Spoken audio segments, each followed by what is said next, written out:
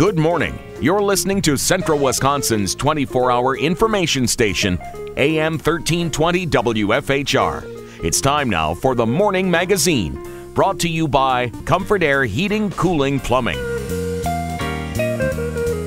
Now, with the Morning Magazine, here's Carl Hilke. Thank you, Jerry, and good morning, everyone, and welcome to today's show on AM 1320 and streaming live at WFHR.com. We also welcome our friends from Wisconsin Rapids Community Media. They're here because it's our monthly visit with Wood County Sheriff Shawn Becker, and he's brought along a special guest who also is celebrating a victory in last night's election results. But good morning, Sheriff. Good morning. Happy to be here. Okay. Why don't you introduce your cohort this morning? This is Joe Zerflu. He's been with the Sheriff's Department since 2005. Started as a deputy, worked his way up the ranks. Was a canine deputy. Had one of our dogs, Toro, who's still working for us with Deputy Jim Pigeon, and Joe was on our special response team for several years, was promoted to investigator sergeant, and then from there he had a couple of years that he worked out of the Marshfield office, working on investigations on the north part of our county and with Marshfield PD, and then he was promoted to patrol lieutenant.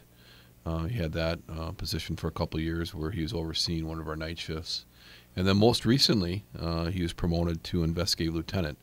So now his duties, he oversees our investigations division, or bureau, if you want to call it that, where we have several investigators that work the entire county. He's going to oversee that. He'll have somewhat of a caseload, but the position entails mostly overseeing and supervising all of our investigators. So we're real happy with him with the promotion.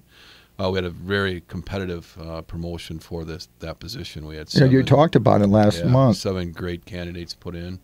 We had a vetted system that we put together for that promotion.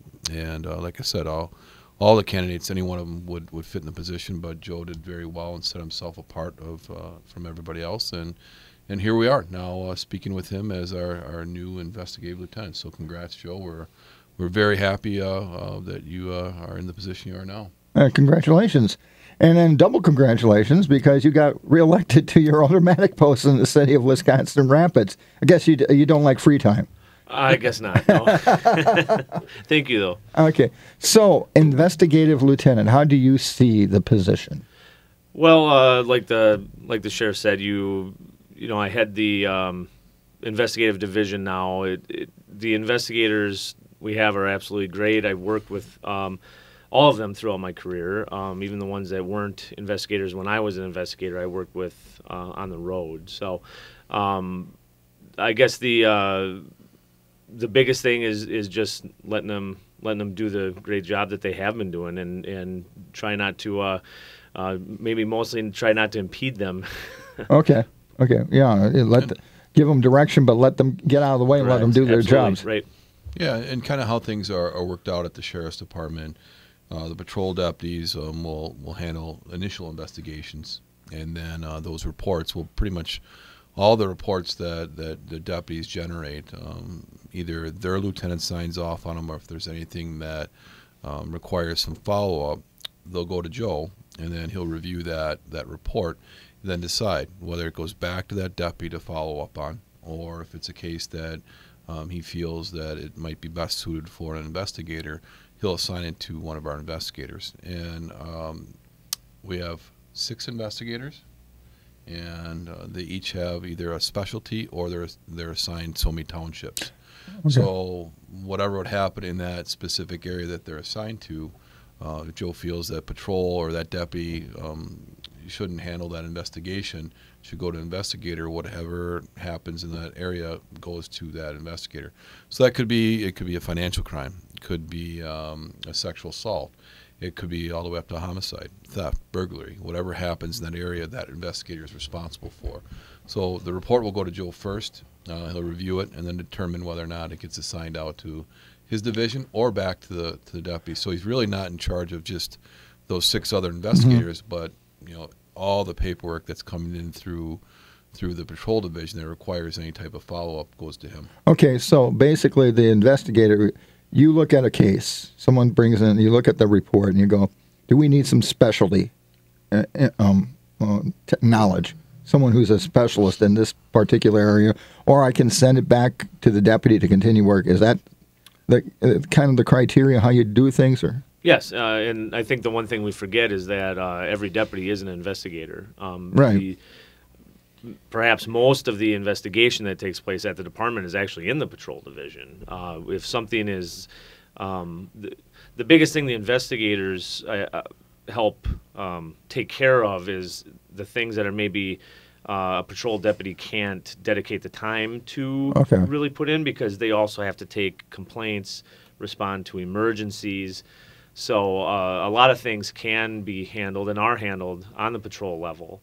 But anything that might take a significant amount of time or require, the more standard hours to follow up on, that's something that would be more appropriate for the investigative division. Okay, so for instance, say you got someone that has a specialty in financial crimes, and obviously they can spend the time to investigate that all the aspects of a financial crime. That the deputy still got their patrol responsibilities. Right. At this time, you're going, we really need to spend some time on this case, so you'll hand it to that investigator. And then I would assume, too, they work with that deputy. Yeah, the divisions, they're divisions, but they work really close together. Like our day shifts, if an investigation comes in, our deputies are communicating with our investigators, running something by them. Hey, I've got this. Or, hey, I think we need to put a search warrant together. The deputies can put that together. It's not exclusive to having an investigator write a search warrant. Our patrol deputies are capable of doing that. They'll reach out to one of our investigators and say, hey, here's some information. Do you think we have enough to do a search warrant, on this investigation to get some more information, whether it's somebody's phone, a property, anything like that, and they can write the search warrant and then send it up to our district attorney's office to review and then present it to a judge. And that happens all the time. But the divisions work really close together, especially, our day shifts, because a lot of the, whether it's a burglary, a theft, or something along those lines, are reported during the day. Right. So that our divisions work very, very close together. Okay. I would imagine burglaries and thefts are your major crimes that you see, or most prevalent. Yeah. Absolutely. Property crimes are probably by far the most common thing that we deal with. Okay.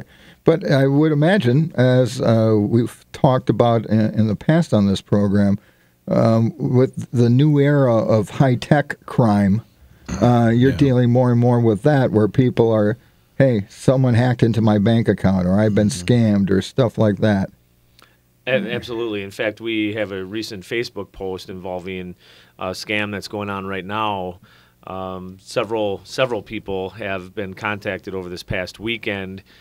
The person calling them claims to be one of our deputies. I saw that. A couple different names have been used, and the hope is that the victims will go to Walgreens, CVS, some type of store, and basically buy gift cards, and then call this person back and give them the number. They can be quite convincing.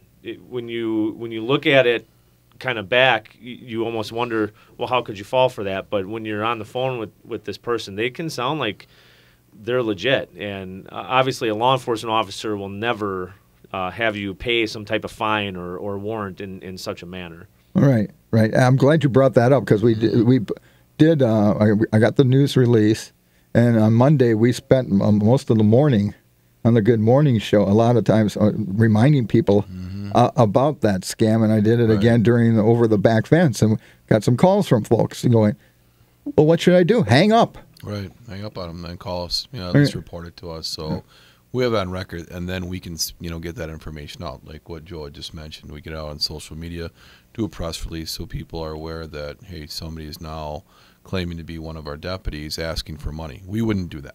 Okay, that's not our protocol. But scammers are out there. They think of anything, and that they can get some money out of somebody, they'll do it. It's an unfortunate set of circumstances that's going on with scammers. And we always talk about it. If somebody calls you and you don't know them and they're asking for money, I wouldn't give it to them.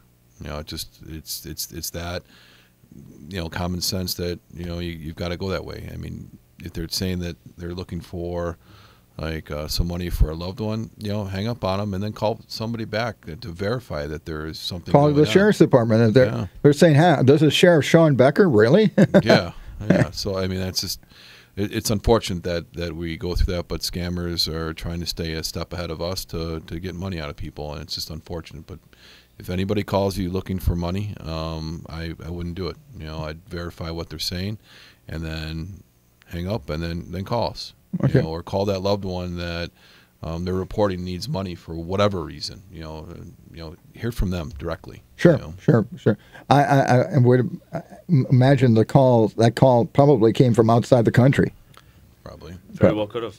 Yeah, and I think a lot of them come from the islands or something. Right. Like. And once, you know, somebody does give them money, we can't get it back. You know, it's really rare that we get back. And comes to mind that my wife, Julie and I, are part of our one of our snowmobile clubs, and we got spoofed. Somebody emailed her.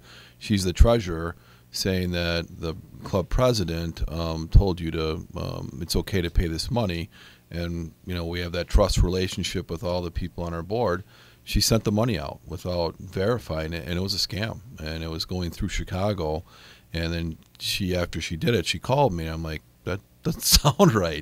And then we got one of our investigators on it. We reported it, and we were able to recoup the money. Very, very rare, but we got on it right away, and we were able to do it. But if you send something out of country, yeah, you know, we can help you. We can't help out. Yeah. You know? So yeah, basically whatever they've been saying is, if law enforcement or any government agency isn't going to be calling you. Correct. And doing stuff that way. So hang up on them. Right. And I would imagine. And report it. I mean, even if we can't do anything, you know. Well, you know it's operating. It's best to get the information out to the public, like what happened over the weekend. You know, report it to us so we can, you know, use our media outlets to make sure everybody's aware of, hey, this is going on, and please report it. Yeah, because then you can let everybody else know. Right. Okay. Well. Any other new areas in investigative crime that people need to be aware of? I'm thinking every time I hear something, I'm going, boy, that sounds new, but yeah, I guess it's hard to say anything's new anymore. But one old scam that is still prevalent, and let's not forget that the phone number might look local. That's another thing, spoofing. Correct. Yep. But there's it's still prevalent to maybe receive a call and have someone claim that their grandson or granddaughter has been arrested in another state and that they need bond money posted. Law enforcement does business over the phone. It's common, especially if you can't get a hold of someone in person. But no officer is going to take offense if you say, I'm going to hang up and I'm going to call back a number I know. And if the person that you're talking to gets mad about that or tries to threaten you, obviously it's probably not legit. Okay, that's a good point. So a legitimate officer will go, okay, I'll wait for your phone call. Correct. If they get angry and they go, no, you can't do that, and then you know that should set off alarms that you're someone's trying to con you. Correct, and I guess. Like I said, the technology changes, and that's what's new. But a lot of the crime itself, it's kind of the same old thing, just different ways to do it. It seems like at tax time, we see a lot of it. As money's coming back, people are getting the returns, and and that just we'll get calls at work on our work cell phones, you know, and you can hear the accent, you know it's not legit, and it's like, but they're like you had mentioned, Carl, it's. The most of those phone calls they're coming from out of the country. Yeah, okay. It's unfortunate. Some other, you wanted to talk about some other promotions you've been doing it within the department. You've been busy. Yes, we have. Joe was, like I said, just recently promoted to the investigation division as lieutenant. We'll be making another promotion this week, by the end of the week, to replace the position that he had before as patrol lieutenant. So that'll be taking place this week. And then the next step, we're working on right now are our jail sergeants. We're going to have 4 of them. We promoted 2 already, 2 people that kind of already had the position as lead corrections officers, but we wanted to make the position sergeants. And Joe Kina is going to be one of them, and Jessica Turch, both great leaders back in our jail. They're both going to be overseeing a shift. So we're doing a process right now to promote 2 more jail sergeants. They'll be assigned to the other shifts. So there'll be constant leadership back in our jail. And furthermore, on the road side of things, once we complete the promotion for patrol lieutenant, then we're going to have patrol sergeants. That'll be the next phase. So each shift will have a leadership always going on the road as well. So if the lieutenant's off, the sergeant's going to be in charge. So, really follows the military kind of leadership thing there. So that'll be next. We'll do that. Patrol sergeants, probably we'll start that process next week. And then after that, then everything will be, we should be all set as far as the leadership changes and promotions that we've been doing since we took office. Okay. And your goal for doing all of this, is this to provide a continuous loop of communication? Well, that's part of it. Leadership. Okay. It really boils down to that, okay, the department, whether it's the jail or on the patrol side of things, we have somebody that's in charge. Okay. Someone's responsible. Right. We work 24 hours a day, and we just want somebody available for questions. Any issues come up, and they can make those decisions. Okay. Yeah, you always answer the question, well, who made this decision? Well, right. Yeah. And so then I would imagine with that are a whole bunch of different protocols. Right. For various situations. Yeah, following the chain of command first. Who's working, if a patrol lieutenant and sergeant's working, obviously lieutenant's in charge. But our lieutenants are in the office quite a bit, handling paperwork, and they're not on the road as much. The sergeant, the expectation will be on the road, assisting or making decisions that, are going on. Obviously, if something serious is happening, whether it's a traffic fatality or a serious incident going on, they're going to go up the chain of command and make sure that everybody's aware of what's going on. Do you need help for that situation? Make those kind of calls. Okay. And I would imagine, too, this helps with your coverage. Right. And making sure that... Yeah, it really boils down to the constant leadership and supervision within both divisions, between our jail and the patrol side of things. And then for you as sheriff, as the top of the command chain, this provides you continuous information all the way down to the patrol level about what's going on. Right. Because okay, if I need to check on this, I contact this person. Right. Knowing who is in charge at that time, yes. Okay. Yeah, that's a good thing. Another thing to bring up, we were at, where were we before we just came here? Heroes Cafe. Yeah, we stopped there. I'm glad you guys did. Yeah, Joe's a veteran. I said, hey, let's go stop by there. What a great opportunity to meet with people that are the true heroes. Yeah. Veterans from all different times of their lives and whatever conflicts that they served under. We got an opportunity just to hang out with them. Like I said, Joe's a veteran in the Army, so thank you for your service. Yes. And it's just something that I really enjoy going to and just getting the opportunity to hang out with some really true heroes, local heroes. And got to thank Woodlands Church and Gracie's for providing the meal. It's just great camaraderie. And Bill Hack, who's got that thing started, and he's here the first Monday of every month at 12:40 with this Veterans Report. And I know this just the other day. He told me there's one of the he likes they honor first responders too, and they're planning a special day for police and firefighters. So let's hope a lot of you guys, and retired firefighters, whatever, because. That's why it's called American Heroes Cafe. That's nice to hear that there were a lot of folks there. Oh yeah, they're doing an outstanding job with having that that meal and just the camaraderie and people having a place to come and get together. Yeah, and talk and share what only they can understand. From you as a veteran, you got to love being able to see that. Oh, of course. I'm a member of the local VFW post and American Legion. I haven't, a couple years now, have really a whole lot of involvement in it given my work schedule. But now that I'm on a little more normal schedule, hopefully I can get more involved again. What branch of the service were you in again? Regular Army. Right, Army. Okay. Oh. And you served in 2 conflicts, correct? Kosovo was a peacekeeping mission, and then I deployed to Iraq in 2003. Hey, thank you for your service, and to thank you guys for your service. I always say that to anybody who's wearing a uniform or protecting me. I appreciate it. Well, we appreciate hearing that, Carl. So I'm glad you guys got over there. Yeah, we did. It was, like I said, just a great group of people, true heroes that we can sit down and talk with. And again, congrats to Joel winning the election last night. It was close, and we also have another investigator, Andy Simon. Okay. He's also serves on the Grand Rapids Town Board. Okay. So it's nice to see a couple of our people at our department that go out and serve the communities they live in. So thank you to both of them. And that's been a tradition with this the department, among all the sheriffs, to encourage the staff to be involved with your community. Get involved in the community. I totally agree. That's how you get people to get to know the person behind the badge.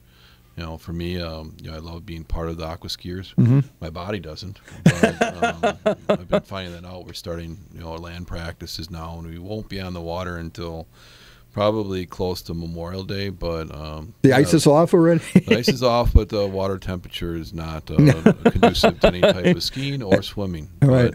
But, so that's starting to amp up.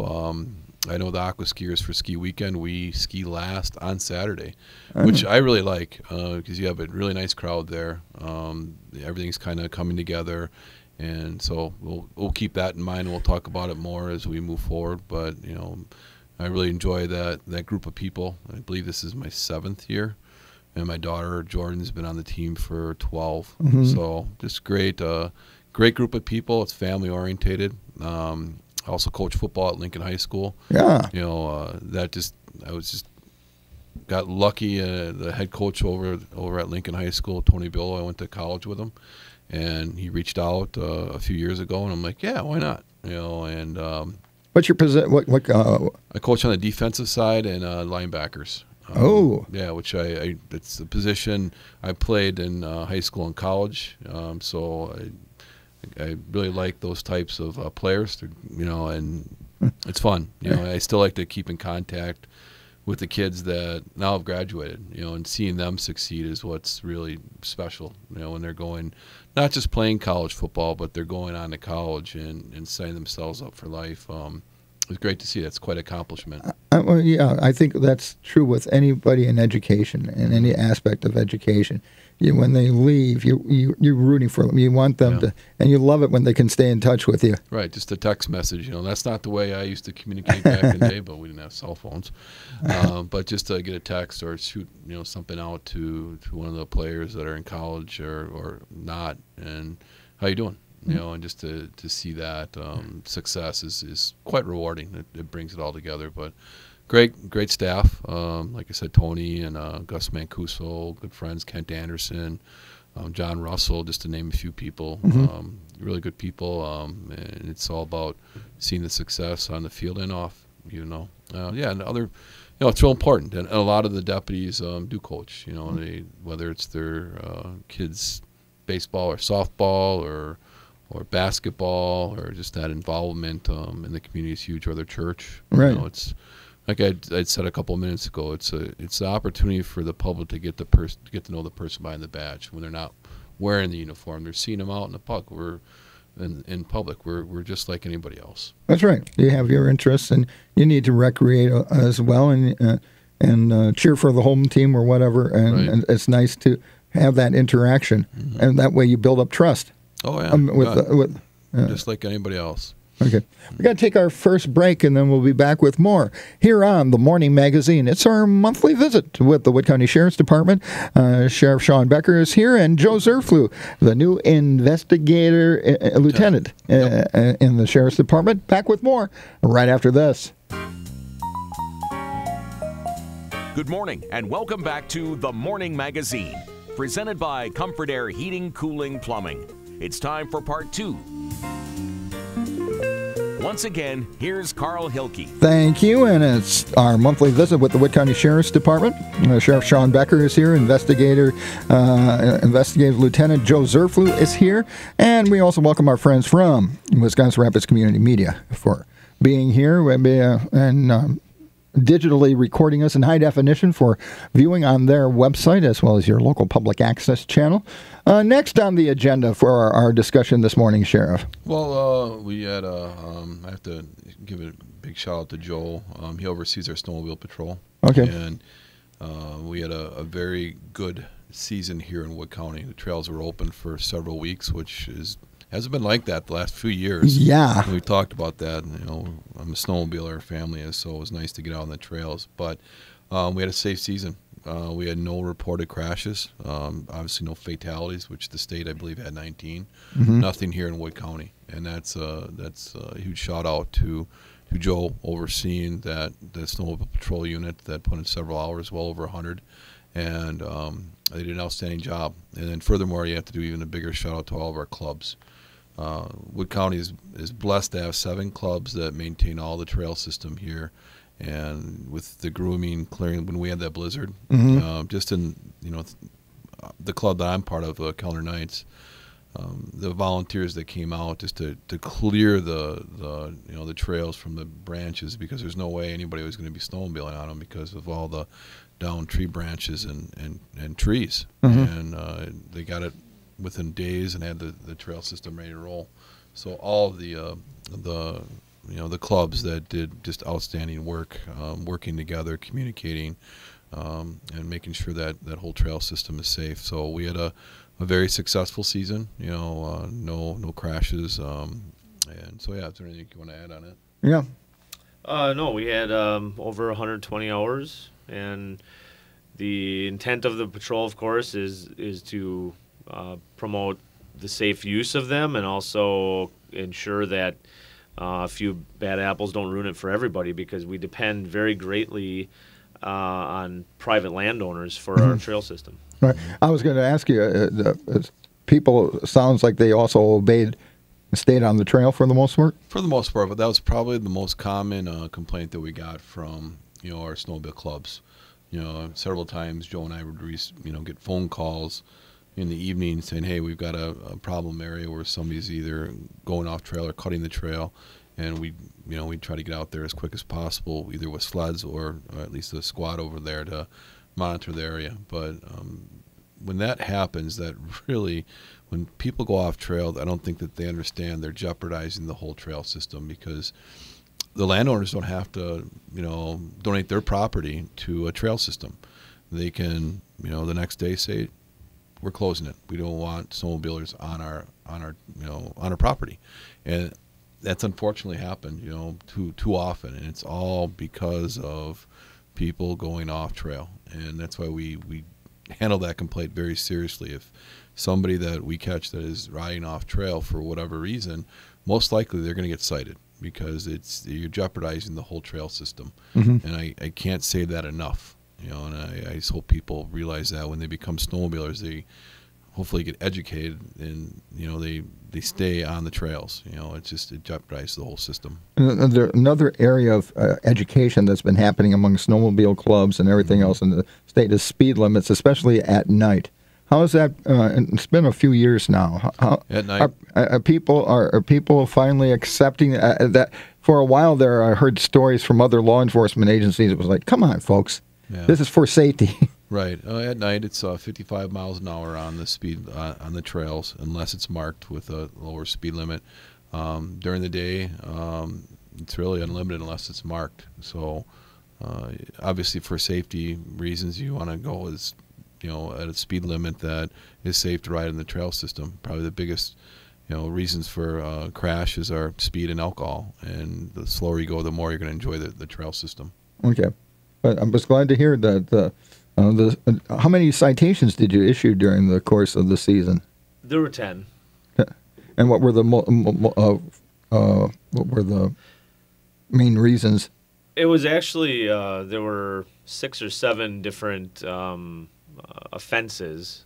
There was one OWI. One person failed to stop for the officer that was attempting to stop him. It was determined who that was later, and a citation was issued. A couple registration violations, a couple trail pass violations. The trail pass requirement, I'm not an avid snowmobiler myself by any means, but it's relatively new, a few years. The goal, of course, is not to write tickets. Again, it's to just try to encourage everybody to follow the law and be safe on the trails. Mm-hmm. Yeah, voluntary compliance. Yeah, the trail stickers is fairly new, but if you don't have your sticker, your trail sticker on, along with your registration, you can get stopped. And what we found was happening the most this year when people didn't have their trail sticker on, we'd stop them, but they'd have the paperwork for it. Then you're legal, but you're still going to most likely get stopped if you don't have your sticker on.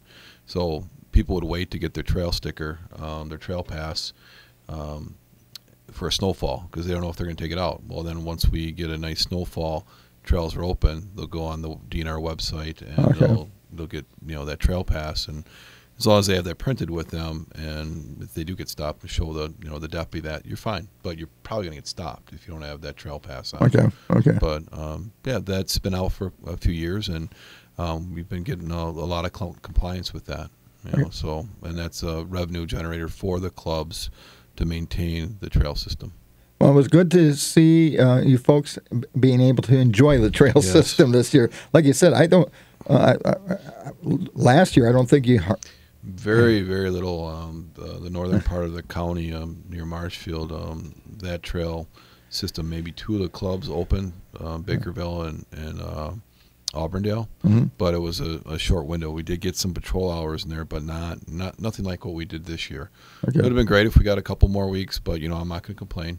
We got some, so we got some nice riding ourselves, and our department was out there, with doing our own snowmobile patrol. I would imagine your snowmobile has the lights or whatever, so people know that you're law enforcement. You're there doing make sure it's a safe trail system for everybody.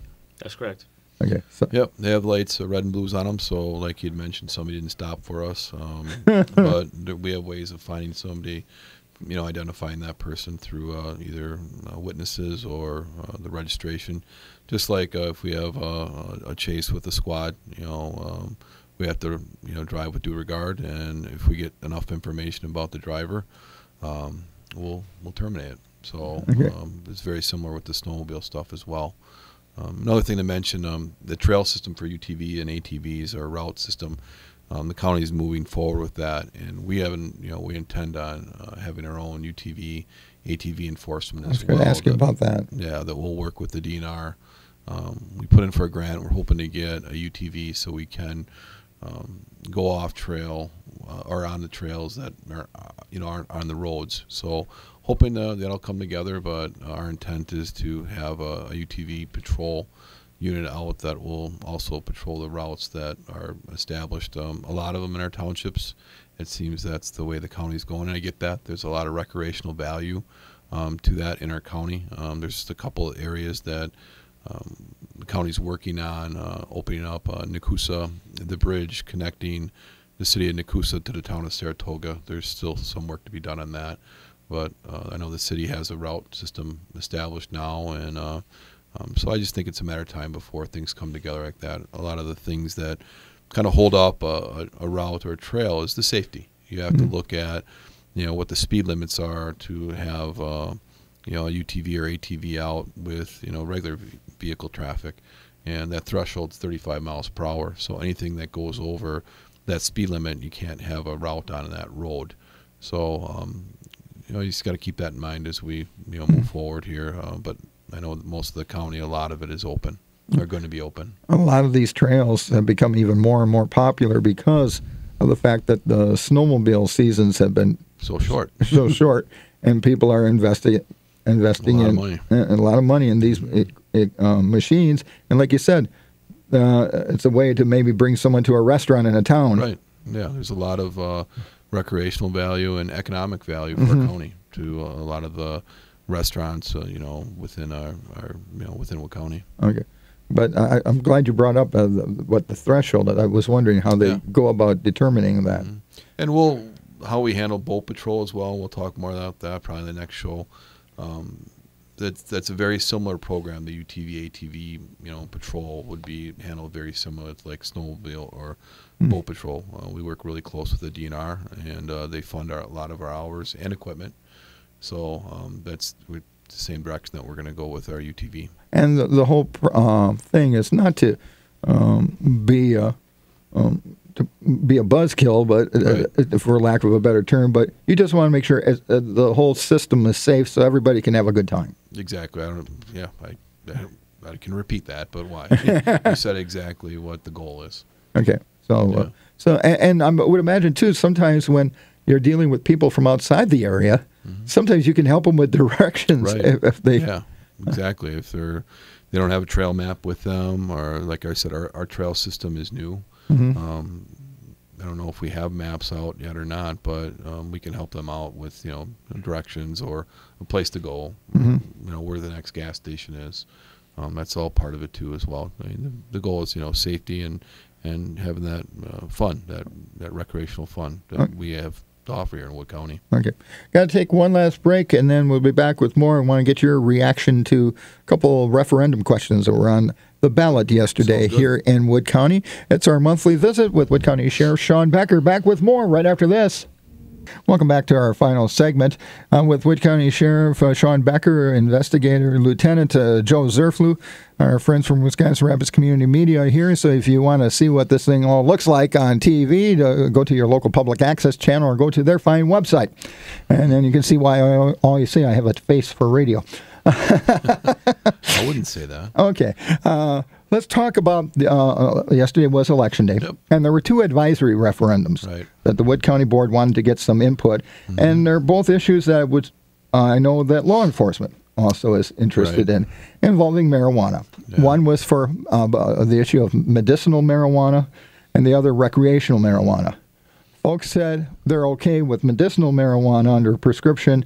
They said no with recreational marijuana. Yeah, I'm very happy with the vote. The medical side of things, I understand that there is research going on the medical side of things that could show that THC or marijuana would help somebody, whether it's suffering from cancer or something else. I believe in that. I believe that the medical research supports the use of THC, in a pill format. I know that that's out there. On the recreational side, I've said it all along against it. As a law enforcement officer, I'll say right now I'm biased because of my career. I've seen, there's always this gateway issue or argument that comes up that says, some people say it's not. I say it is because I've seen it. I've seen younger people start with marijuana and then shortly thereafter they're using something else such as heroin or meth or something. It's there. And then, my involvement in drug court, which I'm going to be more involved with as sheriff. And if you talk to the participants there, I would say the majority of them are saying that that's what they started with, or at some point in their life, they were using marijuana. Whether it, maybe they went to something else, I don't know, but the majority of them would say that it did. So, that's where my bias comes from. I'm a law enforcement officer.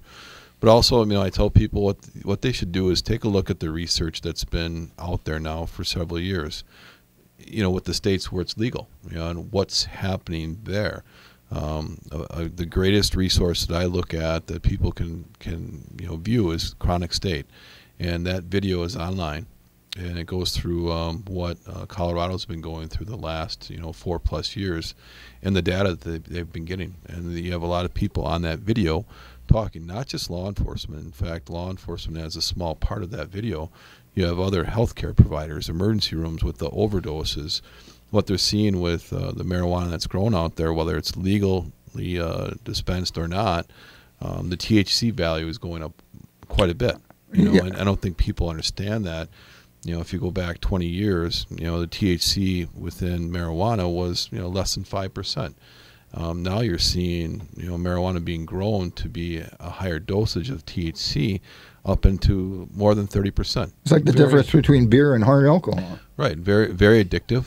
They're seeing overdoses on THC in Colorado, and that's just part of it. It's a great documentary that I think people should take a look at. And then you look at the law enforcement side of things. Again, I'm going to say I'm biased, but you have to look at what we have to do. We'll have to train our officers differently to how to observe or notice somebody that's under the influence of THC or marijuana. Also, our canine units, they're trained to pick up on this. If that becomes legalized, then what? What are we going to do with the 2 dogs that we have now? And I think people understand that the dogs that we have now cost a lot of money. The dog and the training itself is about $15,000, and then you put on the squad car and everything else. That's a huge investment the community makes in these law enforcement agencies that have canine units. How do you untrain them for not detecting marijuana? Mm-hmm. Where is this communication with law enforcement, how we're going to get ahead of this? I do know that in these states they're starting to train dogs not to detect marijuana. I get that, but we already have that. So what are we going to do? It'd be nice to have something from the state level to say, okay, this is the direction that we want to go, but we want to invest into law enforcement and the officer training, canine units. You're going to have to put a lot more money in mental health, because I believe that more people become addicted as well as a result of passing this recreational wise. So I was very happy with the vote personally, that the voters here in Wood County voted it down by about a 60% in favor of voting it down. The medical side of things, I understand. I think that we should move forward, at least looking at the medical side of things and allowing doctors to prescribe THC to people that need it. As long as there's that vetting or that research behind the medical necessity for somebody to have it. They're talking about pain relief, and that could be better alternative than opioids.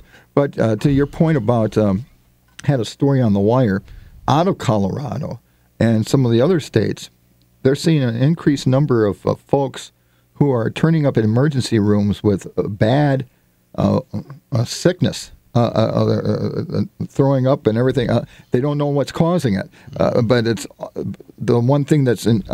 They're all marijuana smokers, and no matter, so it has to be something related to the modern THC, which I'm glad you brought that up, because I've heard it described to me as the stuff you might have seen in the 80s is like light beer, and this stuff is like moonshine. Right. It's a lot different now. Yeah.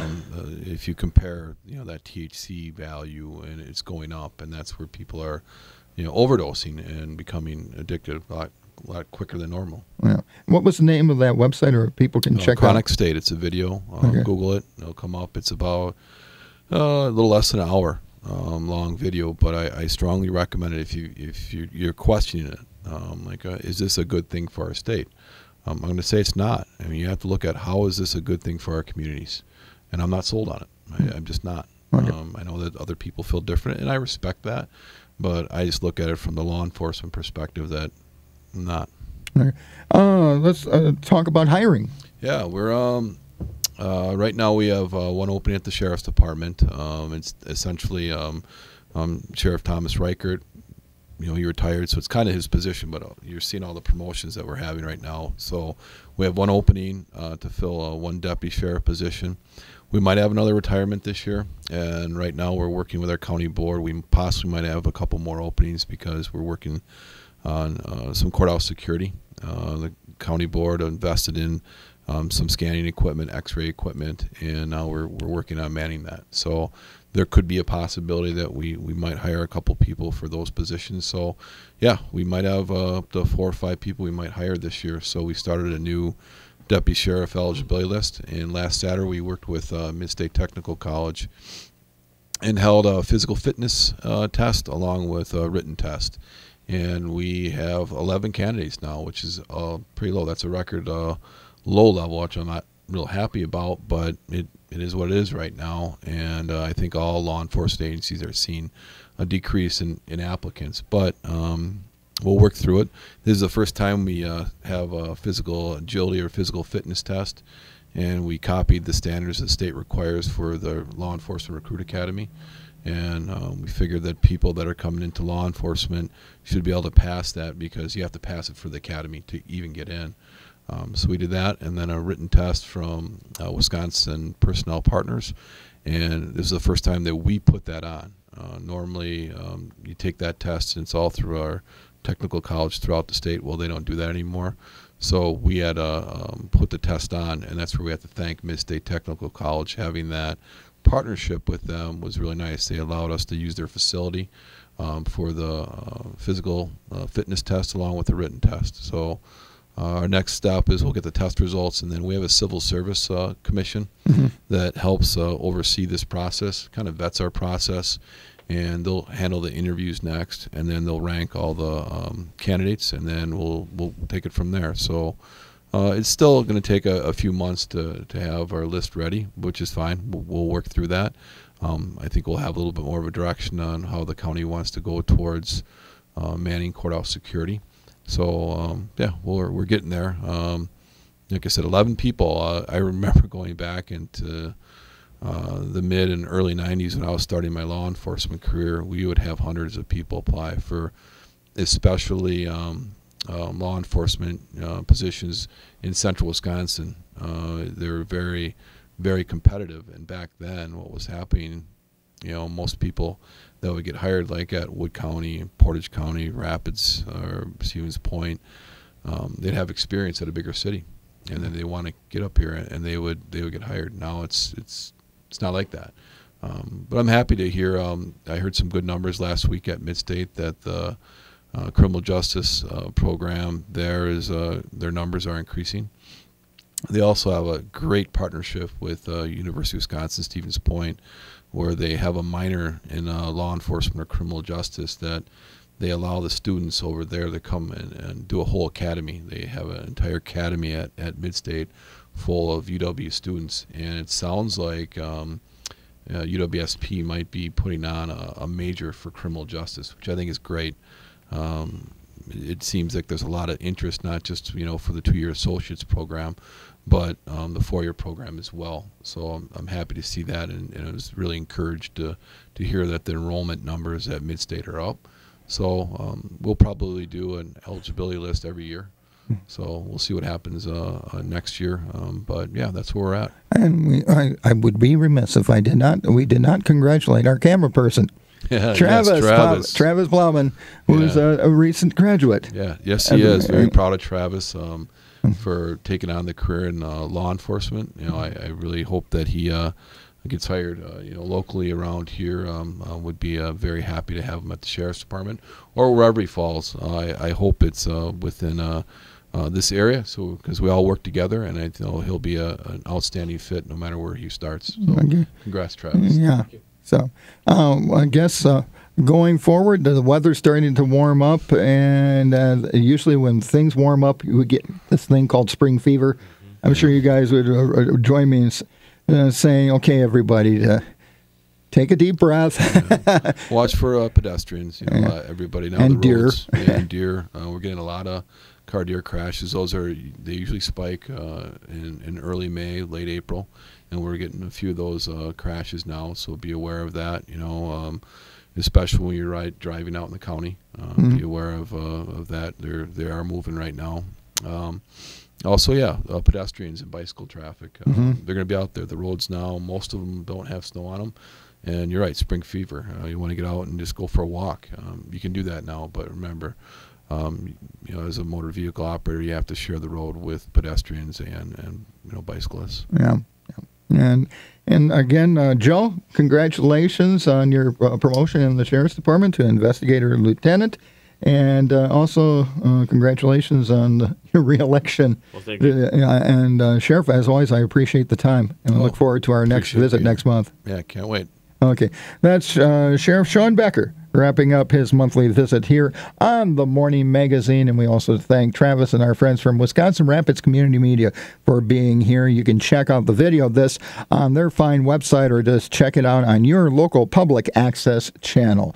CBS News is coming up next, and then I'll still be here taking your phone calls on Over the Back Fence. That will lead right into the WFHR Noon Report. Plenty of information for your lunch hour. And at 12:40, we're going to introduce you to maybe a furry friend that you might want to adopt with the Southwood County Humane Society's Pet of the Week. It's all here on AM 1320 and streaming live at WFHR.com.